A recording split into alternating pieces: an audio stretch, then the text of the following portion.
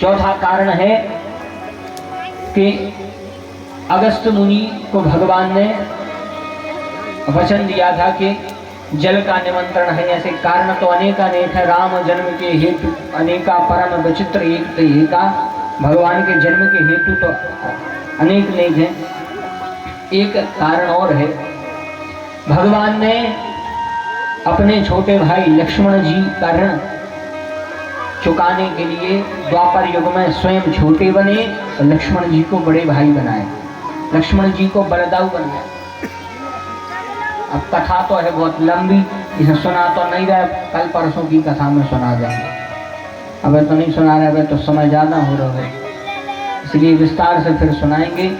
ऐसे अनेक कारण, और भगवान ने चंद्रवंश में अवतार लिया, और इन्हीं चंद्रवंश में सबसे पहले चंद्रमा, चंद्रमा के बाद बुध, बुध के बाद पुरुरवा, पुरुरवा के हुए आयु, आयु के 6 पुत्र हुए, जिनमें एक पुत्र का नाम था ययाति। ययाति के 2 विवाह हुए, पहली पत्नी का नाम था देवयानी, दूसरी का शर्मिष्ठा। तो शर्मिष्ठा से 3 पुत्र हुए, दुरु, अनु और पुरु।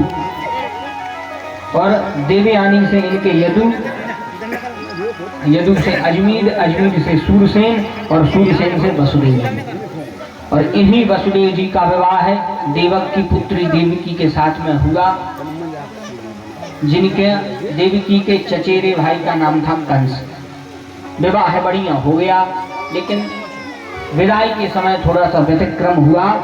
कंस ने कहा आज हम स्वयं अपनी बहन को छोड़ने जाएंगे। कंस देवकी और वसुदेव जी को छोड़ने के लिए गया। मार्ग में आकाशवाणी हुई, मार्ग में आकाशवाणी भई और कंस ने सुना, नभ में सहसा सुनी कंस ने नभ से वाणी।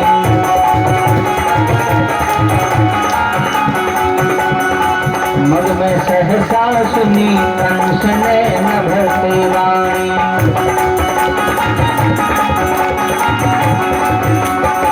जाको तो ले जाय प्रेम ते को अज्ञानी।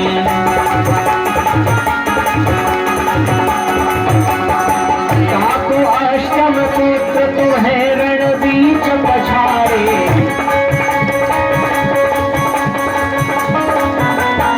वचन न मिथ्या हो रहियो धर राज सकारे। वचन न मिथ्या हो रहियो धर राज सकारे। वचन न मिथ्या हो रहियो धर राज। आकाशवाणी हुई, मग में सहसा सुनी कंस ने नभ से वाणी।